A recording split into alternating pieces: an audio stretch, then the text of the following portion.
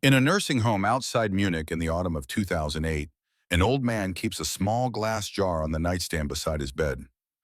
The jar is unremarkable, the kind you might find in any pharmacy, any hospital, any medical supply room in any country in the world.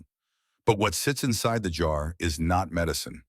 It is a piece of metal no larger than a thumbnail, rusted now, dark with age, sharp edges worn smooth by 63 years of handling. Every night before sleep, the old man picks up the jar. He holds it to the lamplight. He turns it slowly, watching the metal fragment catch and release the glow. His hands shake. They have shaken for decades. But his grip on the jar is steady, practiced. The grip of someone who has performed this ritual 10,000 times and will perform it 10,000 more. His name is Stefan Richter. He is 79 years old, and he is about to die. Not tonight, not this week.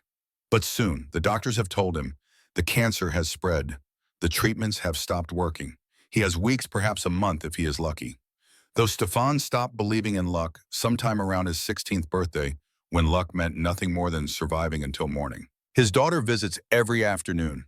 She brings flowers he cannot smell and food he cannot taste and photographs of grandchildren he can barely remember. She asks him questions he does not answer. She holds his hand and tells him she loves him, and he believes her, but the words feel like sounds from another room muffled by walls he built long ago to keep certain things out. Tonight, alone in the darkness, Stefan holds the jar and remembers. He remembers the weight of a rifle that did not belong in his hands. He remembers the sound of artillery that shook the earth and made his teeth ache. He remembers a boy named Friedrich who told jokes that were not funny but helped anyway. He remembers mud and blood and the smell of cordite and the moment when something sharp and hot entered his chest and changed everything. He remembers an American doctor with gray at his temples and calm eyes. He remembers waking from surgery and seeing the metal fragment for the first time. He remembers the silence that followed, the weeks when words would not come, the years when words came but meant nothing, the lifetime spent carrying a war inside his body even after the war ended. The metal fragment in the jar was removed from Stefan's chest on an early summer morning in 1945. He was 16 years old. He had been a prisoner of war for 4 months. He had been a soldier for 3 months before that. He had been a child for 15 years before that. And then he was none of those things. Just a boy on a surgical table in an enemy hospital praying to a God he no longer believed in, that the doctor cutting him open would put him back together. The doctor did put him back together. At least he put the body back together. The rest took longer. Some parts never quite healed. This is that story. It begins in December 1944 in a small town outside Munich, when the recruiters came to the factory where a 15-year-old boy was building parts for vehicles he would never see. The recruiters, December 1944. The war is ending, though no one in Germany is allowed to say so. The Eastern Front has collapsed. The Western Front is bleeding. Allied bombers fill the skies day and night, turning cities into rubble and rubble into ash. But the radio still plays triumphant music. The newspapers still promise victory. And the recruiters still come because the machine needs bodies and bodies are growing scarce. Stefan Richter is 15 years old, not yet 16, not yet old enough for anything except obeying adults and believing what they tell him. He lives in a small apartment with his mother and younger sister. 3 rooms, a kitchen with a stove that burns whatever fuel they can find, a bedroom he shares with his sister because the other bedroom belongs to his mother, who cries at night when she thinks her children cannot hear. His father died at Stalingrad 2 years ago. The official notification said he fell with honor in service to the fatherland. Stefan's mother framed the letter and hung it on the wall. She never speaks of what she believes happened, never wonders aloud whether her husband froze to death or starved to death or was shot by his own officers for retreating. She just looks at the letter sometimes late at night, and Stefan pretends not to notice the way her hands shake. His older brother Klaus was conscripted in 1943, sent east to fight the Russians. He wrote letters for 6 months, careful letters that said nothing about the fighting, nothing about the death, nothing about anything except how much he missed home and how he hoped Stefan was taking care of their mother. Then the letters stopped. July 1944. No official notification, no explanation, just silence. Stefan's mother filed inquiries, wrote to the military offices, waited for responses that never came. Klaus was simply gone. disappeared into the vastness of a war that consumed young men faster than it could record their deaths. Another body in a field somewhere unmarked and unmourned, except by a family that would never know where to place their grief. So Stefan works. He attends school when school's in session, which is increasingly rare, as bombing raids disrupt everything. He stands in bread lines with his mother watching the rations grow smaller each week. He tries to be the man of the house, though he has no idea what that means. He tells his sister that Father and Klaus are heroes. He tells his mother that everything will be fine. He tells himself that the war will end soon and life will return to normal, though he can no longer remember what normal felt like. He is small for his age, thin in the way that wartime malnutrition creates. All angles and prominent bones. His hands are still soft despite months of factory work. His face has not yet decided what kind of man it will become. In certain light, he looks 12, maybe 13. Too young to be anything except a child. The recruiters do not care. They arrive at the factory on a Tuesday morning. 3 men in worn uniforms with tired eyes and clipboards full of names. They do not ask for volunteers. They do not give speeches about duty and honor. They simply read names from their lists and point toward the door. Stefan's name is on the list. He stands when they call him. His legs feel unsteady. The foreman watches but says nothing. The other workers watch but say nothing. Everyone knows what happens to people who question the recruiters. Everyone knows what happens to families of people who question the recruiters. Stefan walks to the door where a sergeant with a scar across his chin is processing the selected boys. The sergeant looks at Stefan's papers, looks at Stefan, looks back at the papers. "How old are you?" "15, sir. 16 in January." The sergeant makes a notation. Writes something Stefan cannot see. Then he waves Stefan toward a truck waiting outside its engine, running its bed already half full of boys who look exactly like Stefan. Young, scared, pretending not to be. "Sir," Stefan says. His voice cracks on the word. "My mother, she needs me. My father is dead and my brother is missing, and she has no one else." The sergeant does not look up from his clipboard. "Germany needs you more." "I have never fired a rifle," Stefan says. "I do not know how to be a soldier." "You will learn." "But sir," the sergeant finally looks at Stefan. His eyes are empty. Not cruel, not kind, just empty. The eyes of a man who has sent too many boys to die and has stopped seeing them as boys. "Get on the truck," he says. "Do not make me ask twice." Stefan gets on the truck. He does not say goodbye to his mother, does not tell his sister where he is going, does not leave a note or a message or any indication that he will be gone for more than a few hours. The truck simply drives away, carrying Stefan and 11 other boys through streets lined with rubble, past buildings with their facades blown open like doll houses, toward a future none of them chose and none of them understand. Stefan's mother will learn what happened 3 days later when a neighbor tells her that the factory was raided for conscripts. She will go to the military offices and demand information and receive only silence. She will write letters to the training camps and receive only form responses. She will lie awake at night wondering if she has lost another son, if the war will leave her with nothing, if God is punishing her for sins she cannot remember committing. But Stefan does not know any of this. He only knows that the truck is cold, and the boy beside him is crying, and somewhere behind them, growing smaller with every passing moment, his childhood is disappearing into the distance like a town seen from a departing train. Training. The training camp is 60 kilometers from Munich. Wooden barracks arranged in neat rows. A parade ground covered in frozen mud. Guard towers at each corner, though what they are guarding against is unclear. The enemy is hundreds of kilometers away. The only prisoners here are the boys themselves. Stefan shares a bunk with 49 other recruits. Most are his age, 15, 16. A few are younger, though they lie about it. A few are older, men in their 40s and 50s who had been rejected for service earlier due to health problems, but were now deemed acceptable because the standards have dropped to almost nothing. The barracks smell of wet wool and sweat and fear. The thin mattresses offer no comfort. The single stove at one end cannot heat the entire space. Stefan sleeps in his clothes curled beneath a blanket that is not thick enough, listening to the breathing of 49 strangers and wondering if this is what war feels like, or if the real war is still waiting somewhere ahead. The training is compressed, brutal. 6 weeks to transform schoolboys into soldiers. They learn to assemble and disassemble the Kar 98K rifle. They learn to march in formation despite the ice and the mud. They learn to dig foxholes with entrenching tools that blister their soft hands. They learn to throw grenades at targets that represent enemies they have never seen. The instructors do not teach them how to survive. There is no time for that. They teach them how to follow orders without question, because questions get you killed, questions get your unit killed, and Germany cannot afford either. Stefan makes one friend. His name is Friedrich. He is from Hamburg, which is now mostly rubble, though. Friedrich does not like to talk about that. He is tall and gangly, with arms that seem too long for his body, and a laugh that sounds like a donkey braying. He tells jokes constantly. Bad jokes, jokes that make no sense. Jokes that are not funny by any reasonable standard. But somehow the jokes help. Somehow in the darkness of the barracks, listening to Friedrich's ridiculous voice describing ridiculous situations, Stefan can almost forget where he is and why. Friedrich is 16, almost 17. He volunteered. His entire family is in the party. His father is an officer somewhere in Italy. His older brothers are both serving.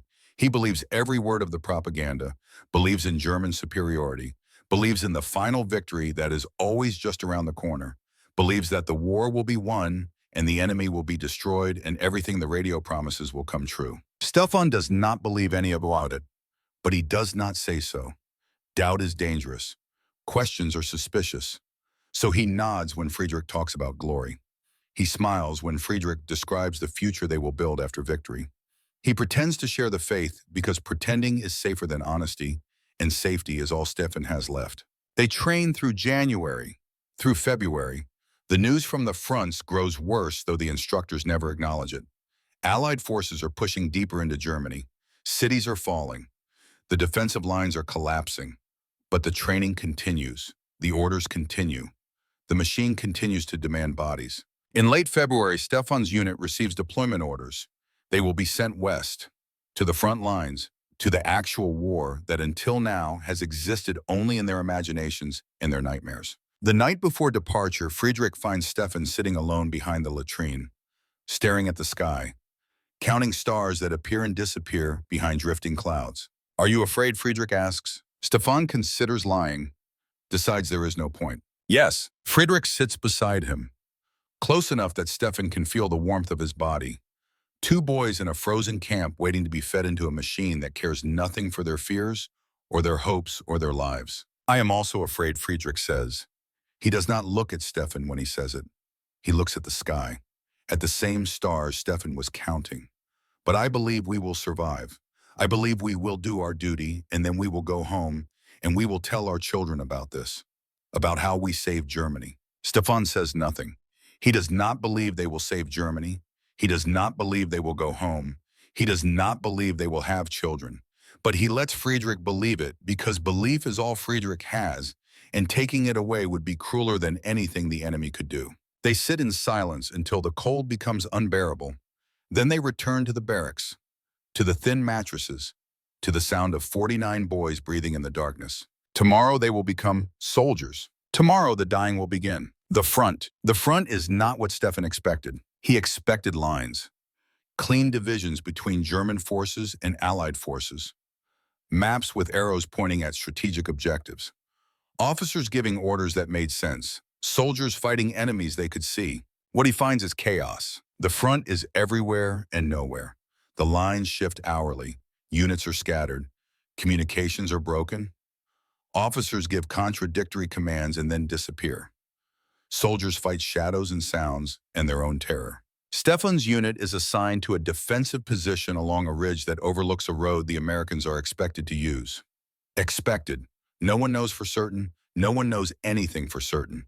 They dig in and they wait and they listen to the distant rumble of artillery and they try not to think about what happens when the waiting ends. The foxhole Stefan shares with Friedrich is 2 meters long and 1 meter deep. They dug it themselves, blistering their hands on the frozen ground, cursing the rocks and the roots and the earth that seem to resist their every effort. The walls are reinforced with wooden planks scavenged from a destroyed barn nearby. The bottom is 6 inches of cold water that seeps in no matter how many times they bail it out. This is their home now, this hole in the ground, this grave with a view. The first night, Stefan does not sleep. He lies in the mud, his rifle clutched to his chest, watching the sky lighten and darken and lighten again as flares arc overhead. The sounds are constant, distant explosions, the rattle of machine guns, screams that might be human or might be animals or might be the wind. He cannot tell. He does not want to know. Friedrich sleeps somehow, or pretends to sleep. His breathing is even, but his hands are fists and his jaws clenched. Even in rest, his body knows where it is. Even in dreams, the war is present. Morning brings orders. Hold this position. Do not retreat. Germany is counting on you. The future depends on you.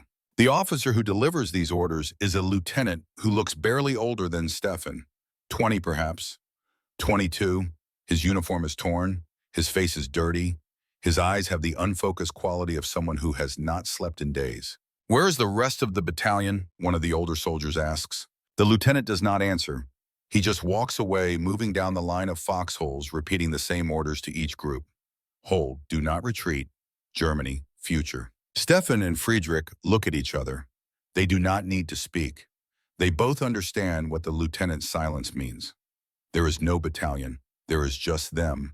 A handful of boys with rifles holding a position that probably does not matter, waiting for an enemy that will probably overwhelm them. They wait. Hours pass. The artillery grows closer. The ground shakes with each impact. Dirt rains down into the foxhole. Stefan's hands shake so badly he can barely hold his rifle. Beside him, Friedrich has stopped making jokes. His face is pale. His lips move soundlessly. Prayer, perhaps, or just terror finding expression. Then the bombardment stops. The silence is worse than the noise. In the silence, Stefan can hear his own heartbeat, can hear Friedrich breathing, can hear somewhere in the distance voices shouting in English. The Americans are coming. The moment. The attack begins with shapes emerging from morning mist. Distant at first, then close enough that Stefan can see their faces. Young faces, scared faces. Faces that look exactly like the faces in his own foxhole. Someone fires. Stefan does not know who. A rifle cracks, and then another, and then the world becomes noise. Machine guns, grenades, artillery resuming, screams. Stefan fires his rifle because everyone around him is firing. He does not aim, does not see targets, just points in the general direction of the shapes and pulls the trigger and feels the recoil punch his shoulder. The rifle is deafening. The smell of gunpowder fills his nostrils. Brass casings pile at his feet. Beside him, Friedrich is firing too, methodically, precisely, as if they are still on the training range and this is still a drill. Then the explosion comes, not close enough to kill him, close enough to punch him backwards into the foxhole wall with force that drives the air from his lungs, close enough to steal his hearing and fill his vision with white light, close enough to send something sharp and hot through his chest like a fist made of fire. Stefan falls. He tries to breathe. The breath makes a wet, rattling sound that terrifies him more than the combat. He presses his hand to his chest and feels wetness. Blood, his blood, warm and thick and wrong. Friedrich is shouting something. Stefan can see his mouth moving, but cannot hear the words through the ringing in his ears. Friedrich's hands grab Stefan's shoulders, shake him, pull him deeper into the foxhole. Stefan tries to speak, tries to tell Friedrich that he has heard, that something has entered his body, that he can feel it inside him, hot and sharp and wrong. But the words will not come. Only blood. Blood in his mouth, blood on his hands, blood soaking through his uniform. The world begins to fade, gray creeping in from the edges of his vision, the sounds of battle growing distant, Friedrich's face swimming in and out of focus. Stefan thinks of his mother, of his sister, of his father who died at Stalingrad and his brother who disappeared into the Eastern Front.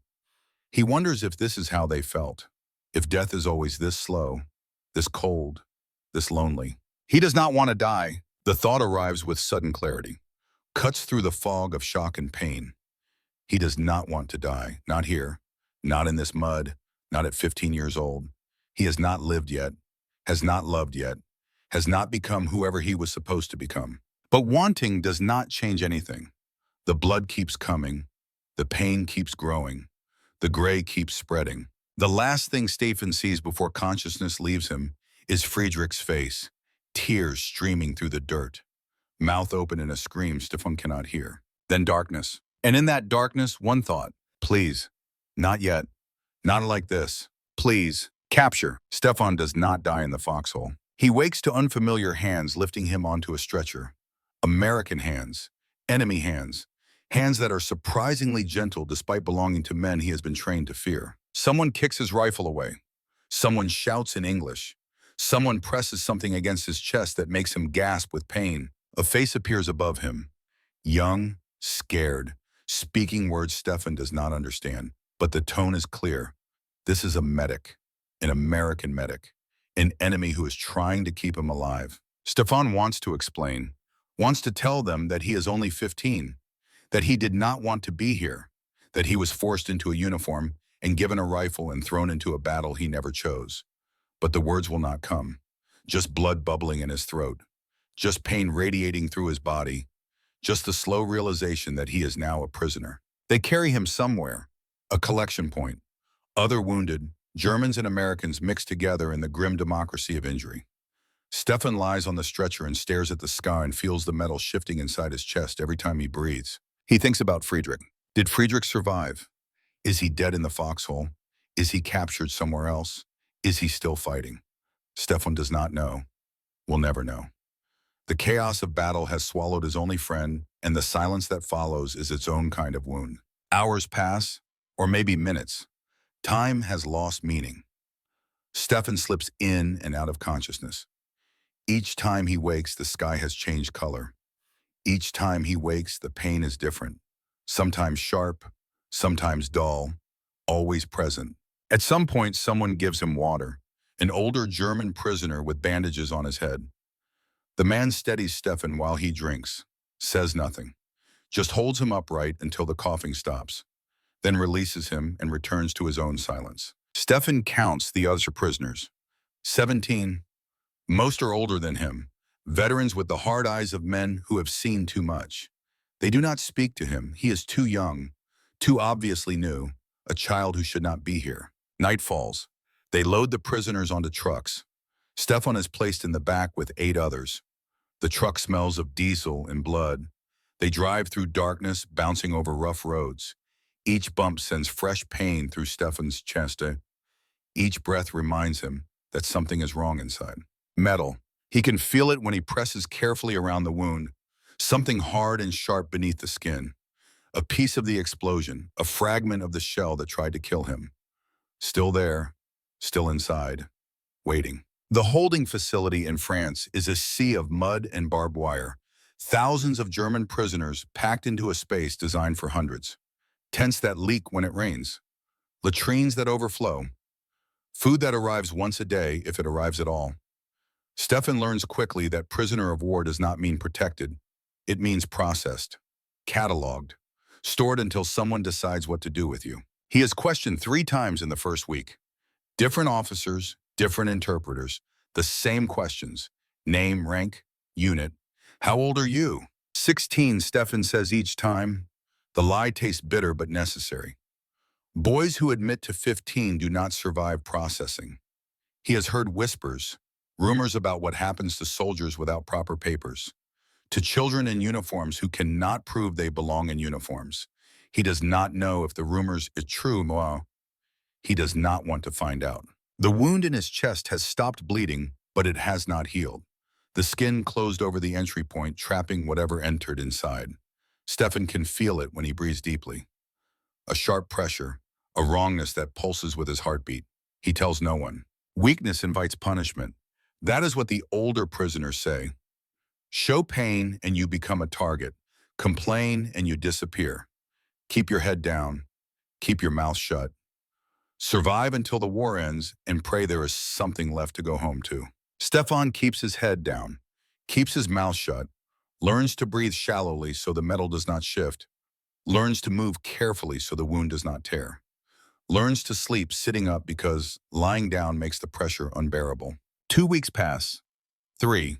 The facility fills and empties and fills again as prisoners are processed and shipped to permanent camps. Stefan waits for his name to be called, dreads his name being called. The future is a blank wall he cannot see past. Then one morning, the guards herd 500 prisoners toward a convoy of trucks. Stefan's number is on the list. He climbs aboard with the others, finds a corner where he can protect his chest from jostling elbows, and watches France disappear through gaps in the canvas covering. The trucks take them to a port. Stefan has never seen the ocean before. It stretches to the horizon, gray and endless, impossibly large. Ships wait at the docks, American ships. Transport vessels that will carry prisoners across the Atlantic to camps in a country Stefan knows only from propaganda posters and his mother's old geography books. America, the enemy, the place where, according to everything he has been taught, monsters live. The place where, according to everything he is now experiencing, they give prisoners water and medical checks and something approaching organized efficiency. Stefan does not understand, does not try to understand. He simply follows orders, boards the ship, descends into the hold where 500 men will spend the next 2 weeks in conditions that make the French facility seem luxurious. The crossing is the worst part. The ship pitches and it rolls constantly. The hold smells of vomit and sweat and fear. Men are packed so tightly that sitting requires negotiation. Sleeping requires luck. The latrines are buckets that overflow within hours of being emptied. Stefan's wound grows worse on the ship. The constant motion makes the metal shift. Or maybe he just imagines it shifting. Either way, the pain increases. The skin around the entry point grows hot, tender. The color changes from pink to red to something darker that suggests infection is taking hold. He develops a cough, shallow at first, then deep enough that he tastes blood in the back of his throat. He spits into his sleeve, hides the red stains, tells himself it is nothing, tells himself he will feel better when the ship stops moving, tells himself that showing weakness is more dangerous than whatever is growing inside his chest. An older prisoner notices, a man in his 40s with gray in his beard and the quiet authority of someone who has survived more than one war. He watches Stefan for 3 days before speaking. "You are hurt," the man says. Not a question, a statement. Stefan shakes his head. "I am fine." "You are not fine. You are holding your chest like it contains something broken. You are breathing like a man with water in his lungs. You are coughing blood when you think no one is watching." Stefan says nothing. There is nothing to say. The man studies him. "How old are you really?" 16. 15, the man corrects. "Maybe 14. You have no beard. Your hands are soft. Your eyes are too young for what you have seen." Stefan remains silent. "You should report to the ship's medical officer," the man says. "Whatever is inside you will only get worse." Stefan finally speaks. "If I show weakness, they will separate me, send me somewhere worse, or decide I am not worth feeding." The man considers this. Then he nods slowly. "You may be right, or you may be wrong. I have seen the Americans. They are strange. They give us water when we are thirsty. They treat wounded prisoners even when they do not have to. They follow rules that make no sense for conquerors." He pauses. "But you have also seen what our own side does to weakness. So I understand your fear." He does not say anything else, does not offer advice, does not try to convince Stefan to seek help. He simply moves away, returning to his own corner of the hold, leaving Stefan alone with his decision. Stefan decides to wait, to endure, to trust that his body will heal itself if he just gives it time. His body does not heal itself. By the time the ship reaches America, Stefan can barely stand upright. The pain in his chest is constant now, a deep ache that spreads into his shoulder and makes his arm tingle with numbness. His fever comes and goes. His cough produces blood more often than not. He moves carefully, slowly, like an old man in a young man's body. But he moves. He walks off the ship under his own power. He stands in line for processing. He answers the same questions he has answered a dozen times before. Name, rank, unit, age. 16, he says. His voice is a whisper. Almost 17. The clerk looks at him, looks at the papers, writes something down, waves him forward. Stefan has made it to America. He has survived the crossing. He has kept his secret. Now he just has to survive the camp. The camp. Camp Forest sits in the middle of Tennessee like a small city that appeared overnight. Rows of identical barracks, guard towers at regular intervals, barbed wire fences that stretch for miles. Thousands of German prisoners organized into compounds based on rank and capture date and factors that only the American administrators understand. Stefan is assigned to Compound C Barrack 7, Bunk 23, a thin mattress, a wool blanket, a small footlocker for personal possessions he does not have, home for the foreseeable future. The other prisoners in Barracks 7 are a mix of ages and backgrounds. Veterans from North Africa who have been here for 2 years. Recent captures from France and Belgium who still have the dazed look of men adjusting to imprisonment. Career soldiers and reluctant conscripts and ideological fanatics and quiet survivors all packed together under one roof. They look at Stefan and see a child. Too young, too thin, too obviously out of place in this community of warriors. Some ignore him, others mock him.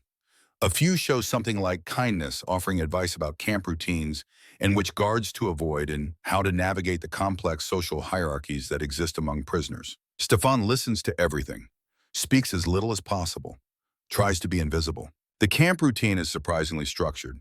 Wake at 6, roll call at 6:30, breakfast at 7, work assignments from 8 until noon, lunch, more work until 5, dinner, free time until lights out at 10. Every day, the same. Every day, predictable in a way that should be comforting, but instead feels like a different kind of prison. Stefan is assigned to light duty because of his age. Cleaning barracks, washing dishes in the mess hall, tasks that do not require strength he does not have. The work should be manageable. It is not. Every movement sends pain through his chest. Every breath is a negotiation with the metal lodged inside him. He moves slowly, carefully, hides his grimaces behind a mask of concentration, pretends that his hands shake from cold rather than fever. The other prisoners notice. Of course they notice. In a camp where survival depends on reading others' weakness, it is impossible to hide completely. A man named Hoffman corners Stefan behind the latrine one evening. Hoffman is in his 30s, a sergeant from a panzer unit captured in France. He has the build of a soldier and the eyes of a predator. "You are sick," Hoffman says. It is not a question. Stefan shakes his head. "I am fine." "You are not fine, you are pale. You sweat when you should be cold. You hold your chest like something inside is broken." Stefan says nothing. Hoffman steps closer. Sick prisoners are a problem. Sick prisoners draw attention. Attention from guards. Attention from doctors. Attention that none of us need. Stefan forces himself to meet Hoffman's eyes. "I am not sick. I am tired. There is a difference." Hoffman studies him for a long moment. Then he smiles. A smile without warmth. "See that it stays that way." He walks away.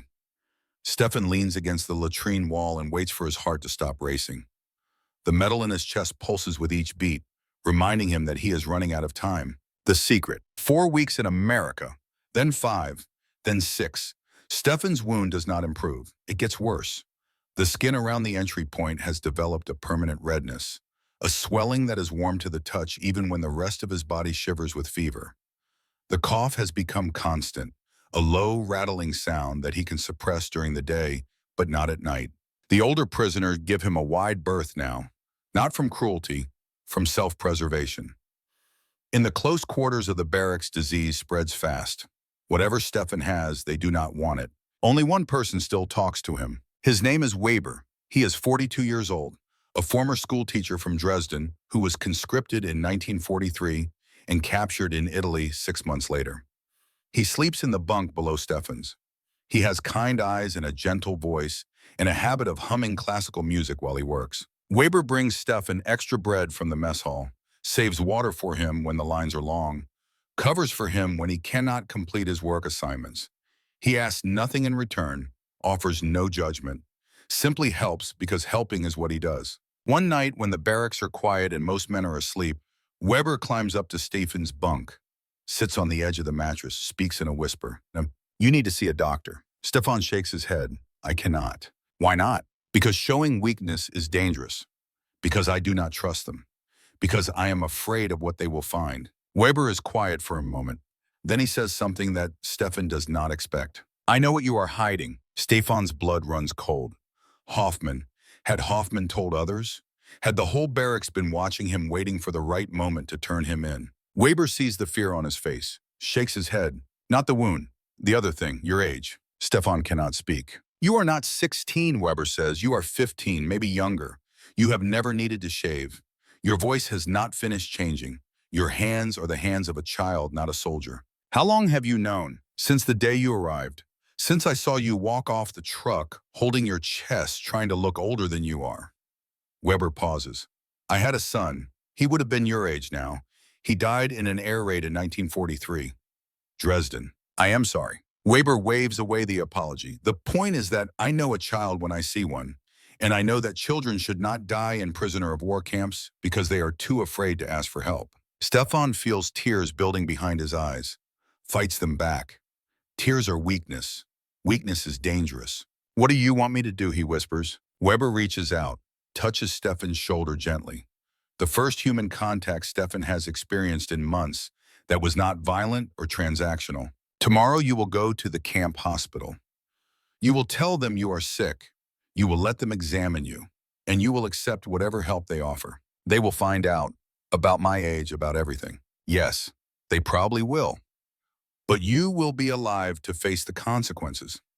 Weber stands, returns to his own bunk, speaks one final time before the darkness swallows him. Living with consequences is better than dying with secrets. Stefan lies awake all night, thinking about Weber's words, thinking about his mother's face, thinking about Friedrich, wherever Friedrich is now.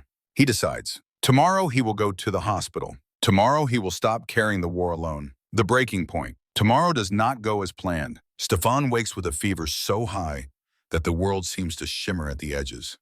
His chest feels like it is filled with broken glass. Every breath is a battle.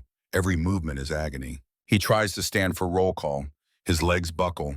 He catches himself on the bunk frame, waits for the dizziness to pass. Tries again. This time he makes it upright, makes it out of the barracks, makes it to the assembly area where prisoners line up to be counted.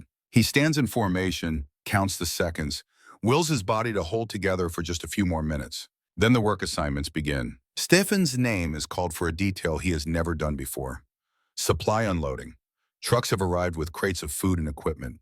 The prisoners will transfer the cargo to the warehouse. Simple work. Physical work. Work that requires lifting and carrying and strength that Stefan does not have. He should speak up, should tell the guard he is sick, should ask for a different assignment. He does not. He walks to the trucks with the other prisoners, takes his position in the line, waits for the first crate to be passed to him. The crate is heavy, 20 kilograms perhaps. 30? It does not matter. To Stefan, it feels like the weight of the world. He grips the handles, lifts, feels something inside his chest tear. Not a dramatic tearing, not the sensation of catastrophic failure. Just a small ripping feeling. A shift in the pressure that has been building for months. A sudden warmth spreading through his lung. Stefan drops the crate. He tries to stay upright. His legs fold beneath him. He hits the ground shoulder first, sending a spike of pain through his chest that steals whatever breath he had left. The world narrows to a single point, faces appearing above him, voices shouting in English and German, hands grabbing his arms trying to lift him. He coughs. Blood. More blood than he has ever coughed before. A mouthful that sprays across the dirt bright red against the brown earth. Someone yells for a guard. Someone yells for a medic. Stefan cannot tell who, cannot focus on anything except the blood and the pain, and the certainty that the secret he has carried for 4 months has finally broken free. They lift him, carry him somewhere. The camp hospital, probably. The place he was too afraid to visit yesterday. The place that will finally discover what he has been hiding. The last thing Stefan sees before consciousness leaves him is the sky. Blue and endless. The same sky that covers Munich where his mother waits. The same sky that covers wherever Friedrich is now. The same sky that has watched over 1 million boys sent to die in a war they did not start. Then darkness. And in the darkness, relief. No more hiding, no more pretending, no more carrying the weight alone. Whatever happens next, at least the secret is out. The operating room is cold, deliberately cold. The kind of cold that keeps bacteria dormant and blood thick and surgeons alert. Stefan lies on the table beneath lights so bright they seem to have weight pressing down on him, like the attention of a god who has finally decided to notice his existence. Dr. Harrison stands above him, masked, gowned, gloved. His eyes are the only visible part of his face, and they are calm, focused. The eyes of a man who has done this before and will do it again. The eyes of someone who has learned to see bodies as problems to be solved rather than people to be mourned. The anesthesiologist places a mask over Stefan's face. The smell is chemical and sweet. Stefan tries to breathe normally, but panic makes him gulp air, makes the room spin, makes everything start to fade. Count backward from 10, someone says in English. Stefan does not understand the words, but he understands the tone. He closes his eyes, thinks of his mother, thinks of his sister, thinks of Friedrich, wherever Friedrich is now. 10, he whispers in German. 9, 8. He does not reach 7. The darkness takes him gently, completely. And for 47 minutes, Stefan Richter does not exist. There is only a body on a table, a problem to be solved, a chest to be opened, a piece of metal to be found. Dr. Harrison makes the first incision with the precision of someone who has mapped every millimeter in his mind before the blade ever touches skin. The scalpel parts flesh cleanly.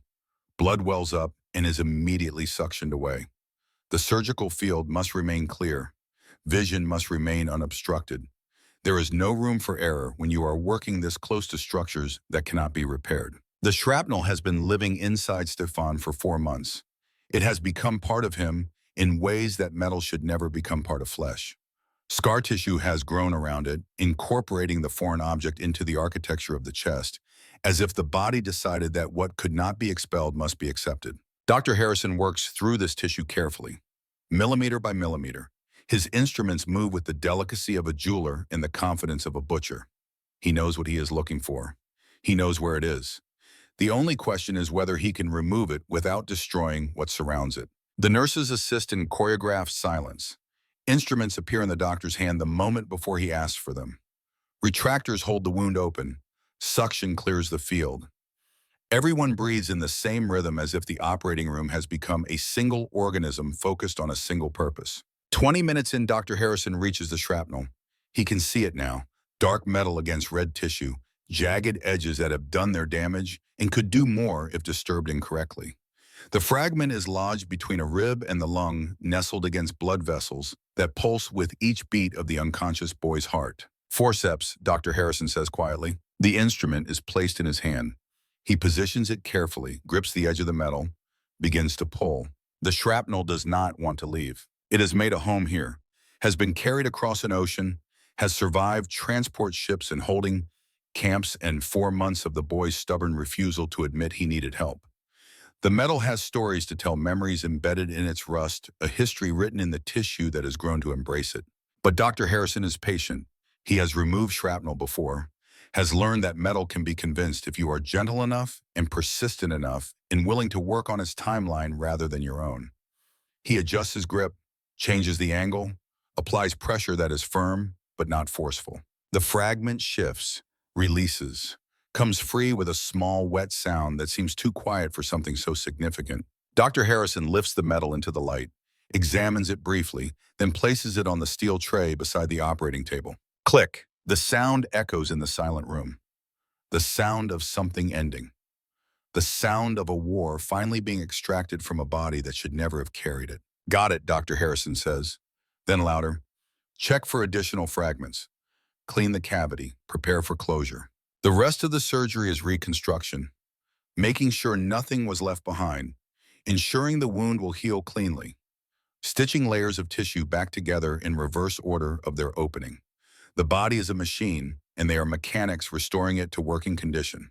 When they finally close the last suture and dress the wound with clean white bandages, Dr. Harrison steps back, removes his gloves, removes his mask, looks at the boy on the table who is already beginning to stir. He survived, one of the nurses says. It is not a question. Dr. Harrison nods. The surgery went well, no complications. The metal is out. He picks up the fragment from the tray, holds it in his palm. Such a small thing, barely 2 centimeters, a thumbnail of destruction that could have killed this boy 100 different ways but somehow did not. He places the shrapnel in a small glass jar, labels it with Stefan's prisoner number and the date, sets it aside. Later, he will show it to the boy. We'll let him see what was removed. We'll prove that the nightmare is over and recovery can begin. He does not know that this simple act of showing will break something inside Stefan that 4 months of carrying shrapnel could not break. He does not know that the real wound is not the one he just closed. The seeing. Stefan wakes in stages. First, there is light, a glow behind his eyelids that feels warm and wrong. Then there is sound, voices, footsteps, the beep of a machine that seems to be counting something important. Then there is sensation, pain, but different pain, sharper, cleaner. The deep throbbing ache that has been his constant companion for months is gone, replaced by surgical soreness that hurts but feels purposeful. He opens his eyes. The recovery room swims into focus. White ceiling, bright lights dim to a gentler glow. A nurse sitting beside his bed, watching him with professional attention. Awake, she says in German. Good. Doctor, come soon. Stefan tries to speak. His throat is raw. The sound that emerges is barely whispered. Did it work? The nurse smiles. Yes. Metal is out. You are fine. Fine. Stefan turns the word over in his mind. He does not feel fine. He feels hollow, empty, as if the surgery removed something more than shrapnel, something he cannot name but can feel the absence of. Dr. Harrison arrives 20 minutes later. He checks Stefan's vital signs, examines the dressing, asks questions about pain levels and breathing difficulty that Stefan answers as best he can through his damaged throat. The surgery went well, Dr. Harrison says in his careful German. No complications. The wound will heal cleanly. You were very lucky. Lucky, there is that word again. The word that means nothing when you are 15 years old with a piece of metal in your chest. The word that mocks everything Stefan has experienced since December. Would you like to see it? Dr. Harrison asks. Stefan does not understand. See what? The shrapnel. What we removed, I saved it. Every instinct tells Stefan to say no, to refuse, to keep the past safely in the past where it cannot hurt him anymore. But something stronger than instinct makes him nod.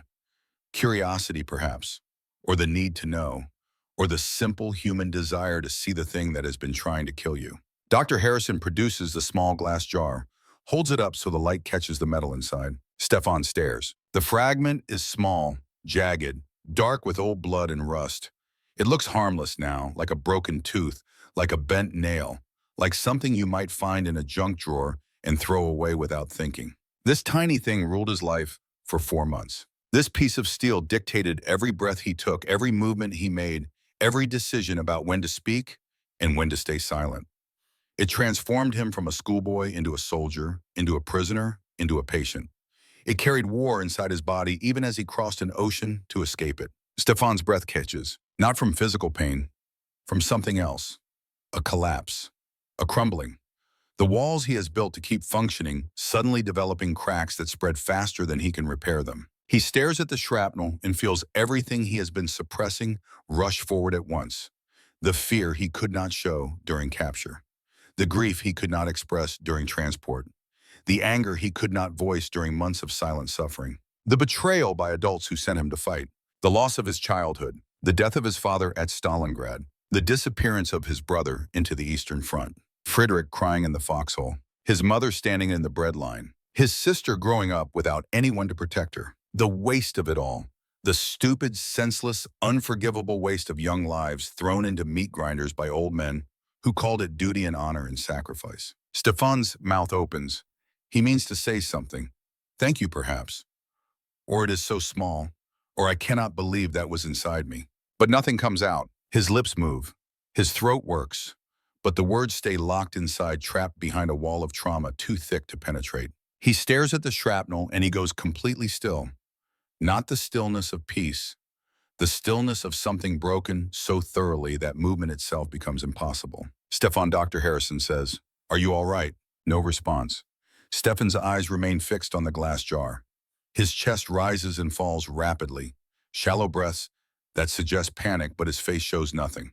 No tears, no expression, just blank frozen shock. The nurse leans forward, speaks his name, touches his arm, checks his pulse. Stefan does not acknowledge her, does not look away from the metal. It is as if seeing the shrapnel externalized made the trauma real in a way his mind could not process while he was still carrying it internally. Dr. Harrison carefully removes the jar from Stefan's line of sight, sets it aside on a table. But Stefan's eyes follow it, track it like prey, tracking a predator.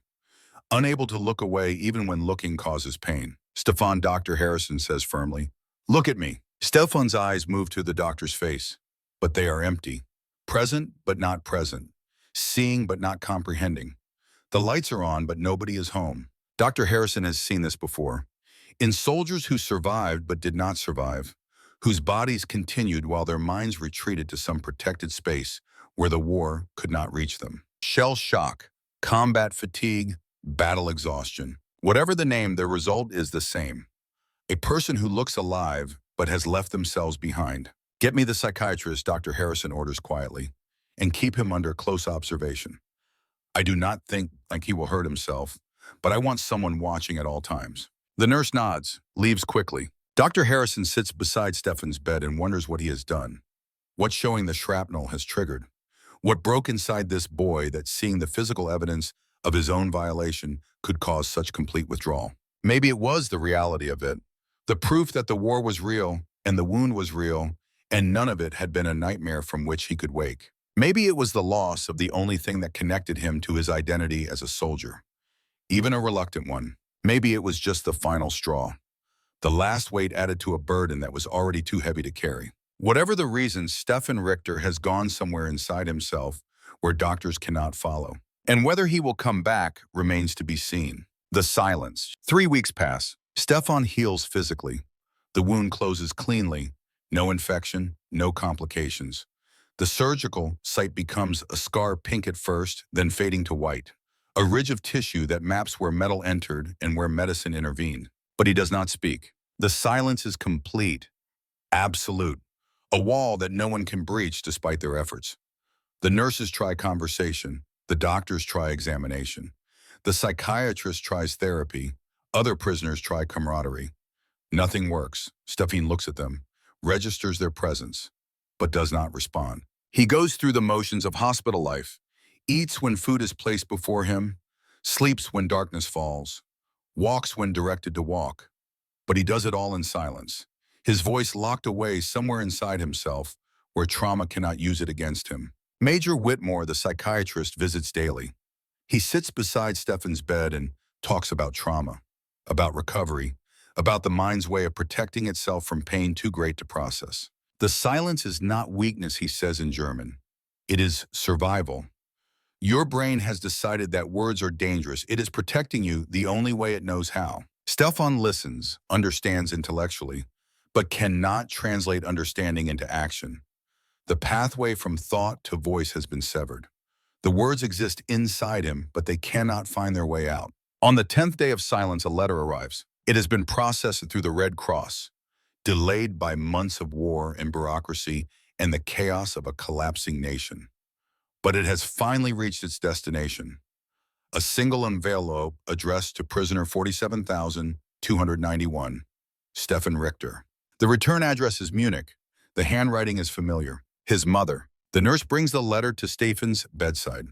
She does not know what it contains, but she can see his eyes change when he recognizes the handwriting.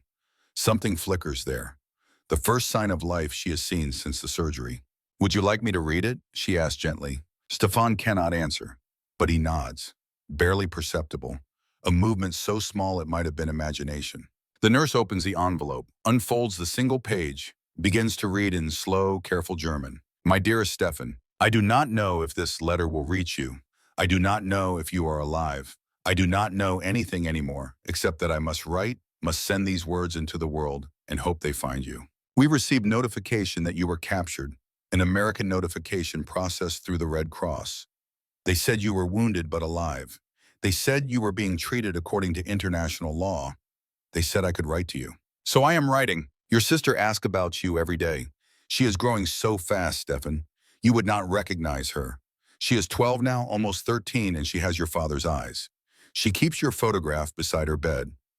She tells her friends that her brother is a hero. I do not tell her what I know about heroes, what the war has taught me about that word. I think about your father every day, about Klaus, about all the men who went away and did not come back. I think about you, my youngest, my baby taken by men who should have protected you, sent to fight a war that should have ended years ago. I am angry, Stefan. I am so angry that sometimes I cannot breathe. But I am also hopeful, because you are alive. Because somewhere across the ocean in a camp, I cannot imagine my son is breathing and healing and waiting to come home. Please come home. Please survive this. Please find your way back to me. I have lost too much already. I cannot lose you too. I love you. Your sister loves you. We are waiting. Always waiting. Your mother. The nurse finishes reading, looks at Stefan. His eyes are wet, tears that do not fall. His lips are trembling, soundless movement that might be trying to form words but cannot. He reaches for the letter with shaking hands, holds it against his chest, against the scar where the shrapnel used to be. "Would you like to write back?" the nurse asks. Stefan picks up the pencil she offers, holds it over blank paper. His hand shakes. The pencil point touches the page. Nothing comes. No words. No coherent thought. Just the overwhelming truth that he does not know what to say to his mother. How to explain what he has become.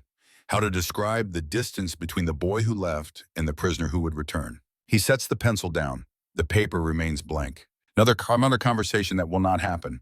Another connection that cannot be made. But he keeps the letter, folds it carefully, tucks it beneath his pillow, and that night, for the first time since the surgery, he sleeps with something approaching peace. His mother is alive. His sister is alive. Somewhere in a ruined city across an ocean, people are waiting for him.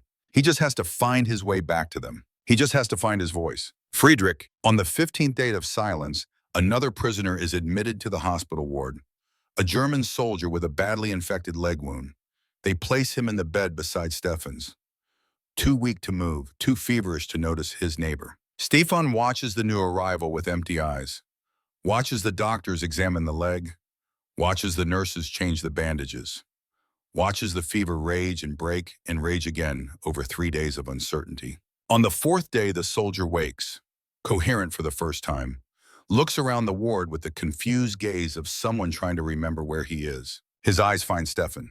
They widen. "You," he says, his voice is hoarse, weak, but the recognition is unmistakable. "You were in my unit, on the Western Front, in the foxholes along the ridge." Stefan stares at him, does not respond, cannot respond, but something is happening inside him.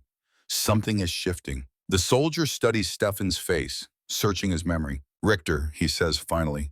"Stefan Richter, the young one, the one who was hit by artillery. We thought you were dead. Your friend." He pauses. "The tall one. Friedrich. He carried you out of the foxhole, carried you toward the American lines. He was shouting for a medic, shouting that you were still alive." Stefan's breath catches. His hands grip the blanket so tightly his knuckles turn white. The soldier continues, unaware of the impact his words are having. "The Americans captured both of you. Took Friedrich, too. He was not wounded, but he would not leave your side. They had to pull him away. He was screaming your name." Something breaks inside Stefan. Not the wall he has built to keep the world out. Something behind the wall. Something that has been frozen since the day he saw the shrapnel.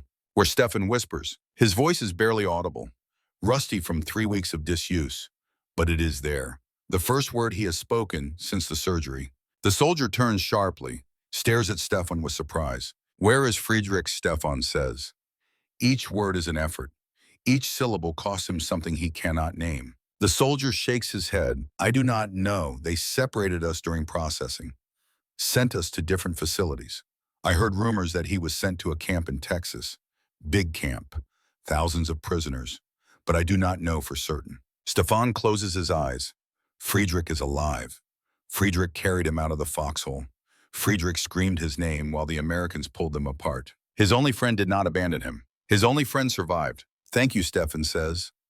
The words come easier now, as if speaking them has lubricated something that was stuck. The soldier nods. He does not understand what he has given Stefan. Does not understand that this small piece of information, this tiny confirmation that one person from his past is still breathing, has cracked the silence wide open. That night, Stefan lies awake, not staring at the ceiling, staring at his mother's letter, at the words she wrote with trembling hands across an ocean. "Please come home." He picks up the pencil, picks up the paper, and this time slowly, painfully, he begins to write.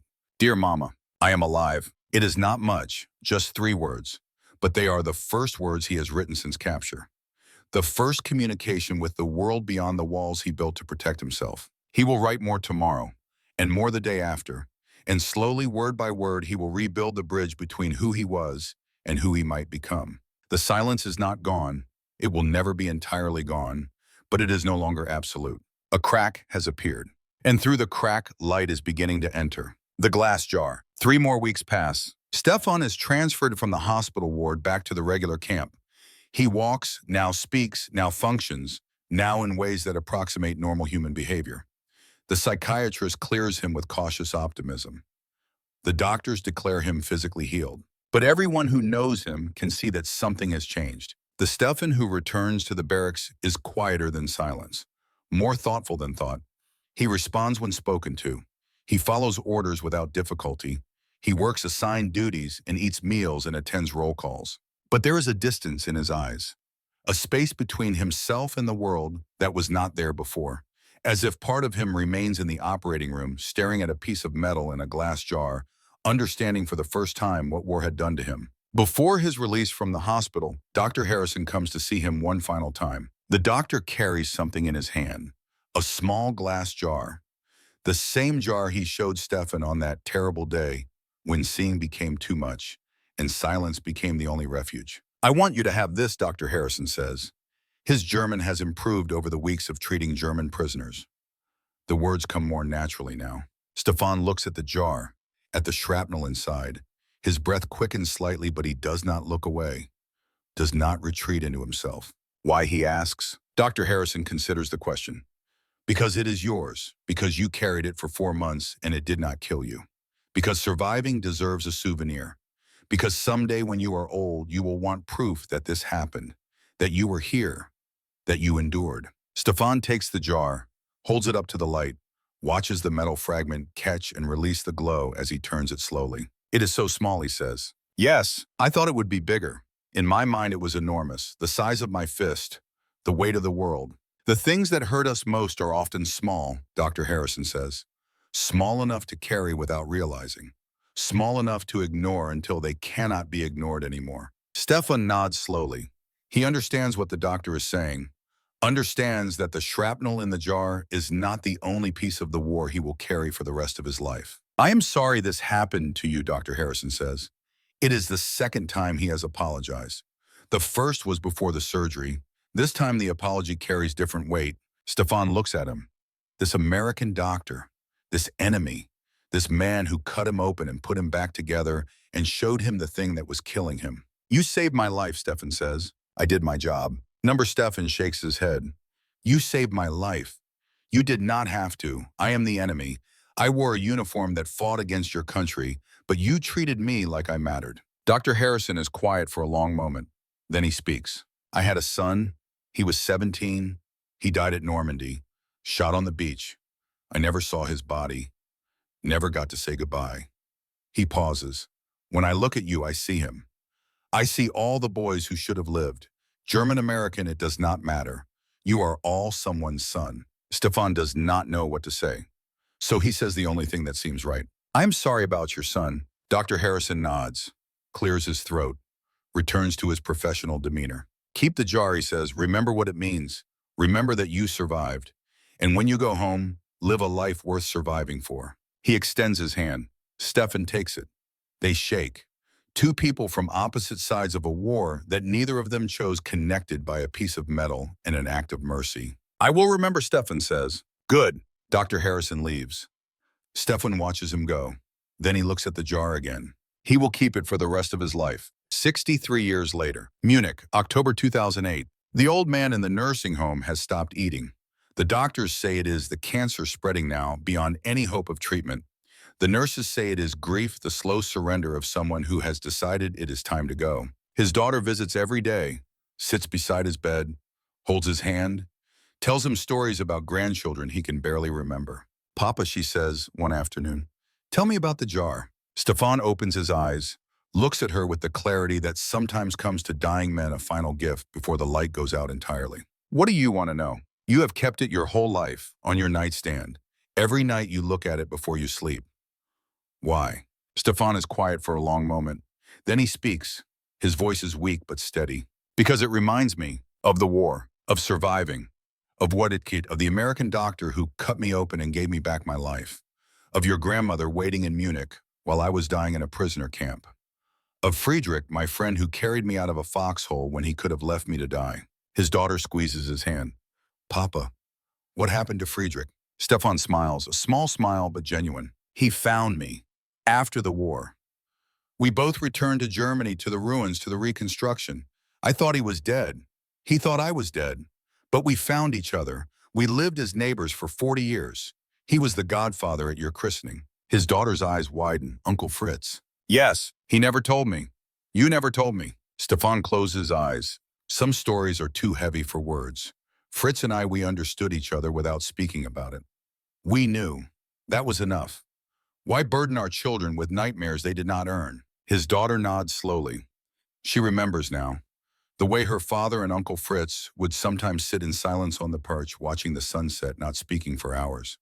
She had thought it was just the comfort of old friends.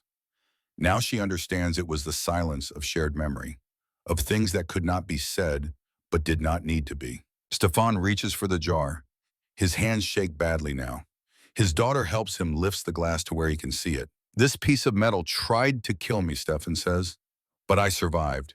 And every night I hold it, and I remember that survival is not enough. You must also live. You must also love. You must also find the people who matter and hold on to them. He looks at his daughter. His eyes are wet. You matter, he says. Your mother mattered. Your children matter. That is what the jar means. That is why I keep it. His daughter is crying now. Papa, I am tired, Stefan says. I am ready, but I want you to keep the jar after I am gone.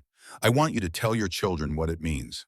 I want them to know that their grandfather was once a boy who carried a war inside him, and that an enemy saved his life, and that mercy exists even in the darkest times, even between people who are supposed to hate each other. I will tell them, his daughter promises. I will keep the jar. I will remember. Good. Stefan closes his eyes. His breathing slows. His daughter holds his hand and watches him drift into sleep. He will die 3 days later, peacefully, with his family around him and the glass jar on his nightstand catching the afternoon light. But that is not the end of the story. The letter. Among Stefan's belongings, his daughter finds an envelope. Old, yellowed with age, postmarked 1987. Inside is a letter and a photograph. The photograph shows two men in their 60s. One is Stefan, the other is a man she does not recognize. American, distinguished, gray-haired. The letter is typed in English with a handwritten note at the bottom. Dear Mr. Richter, my name is Elizabeth Harrison. My father, Dr. William Harrison, passed away last month. In his will, he left specific instructions to contact you. I confess I did not know your name until I read the will. My father rarely spoke about his time treating prisoners of war, but he kept meticulous records, and your file was among his personal papers, not in storage, but in his desk where he could find it easily. He wrote notes in the margins over the years. I do not know if you knew this, small observations, questions about how you were doing, whether you had found your voice, whether you had lived a life worth surviving for. In his final days, he asked me to find you, to send you this photograph taken during his trip to Germany in 1975. He said you would remember. And he asked me to tell you something, his exact words. Tell him I never forgot the boy who was too young to be a soldier. Tell him I hope he found his voice. Tell him I hope he lived well. The handwritten note at the bottom is in different ink, shakier, written by an old man at the end of his life. Stefan, it was an honor to save you. Live well. W.H. Stefan's daughter reads the letter 3 times. Then she understands. The American doctor had remembered her father for 40 years, had kept his file, had traveled to Germany to see him, had thought about him until the very end. She places the letter beside the glass jar. 2 artifacts now, 2 pieces of a story that spans continents and decades in the impossible distance between enemies who became something more. She will tell her children about the jar. She will tell them about the letter. She will tell them about a boy who was too young to be a soldier, and a doctor who saved him anyway, and a friendship that survived a war neither of them wanted. And maybe if she tells it right, they will understand what it means. That mercy is possible. That survival is not enough. That we must also live. We must also love. We must also remember. Closing. The glass jar sits now in a museum outside Munich, part of an exhibit on reconciliation, on the humanity that persists even in inhuman circumstances. Visitors pass it without stopping mostly. It is small, unremarkable, a piece of metal in a glass container. Nothing that catches the eye. But occasionally someone pauses, reads the placard, learns about a 15-year-old boy who was forced to carry a war inside his body, about an American doctor who removed the shrapnel and kept track of his patient for 40 years, about a friendship born in the unlikeliest of places, about survival and silence and the slow, painful work of finding your voice again. The placard ends with words Stefan wrote in his final year, words his daughter found among his papers after his death. I was 15 years old when they put a rifle in my hands, 16 when they put shrapnel in my chest, 17 when an enemy doctor gave me back my life. I carried that piece of metal for 4 months before it was removed. I carried the memory of it for 63 years after. The shrapnel is gone now, but the lesson remains.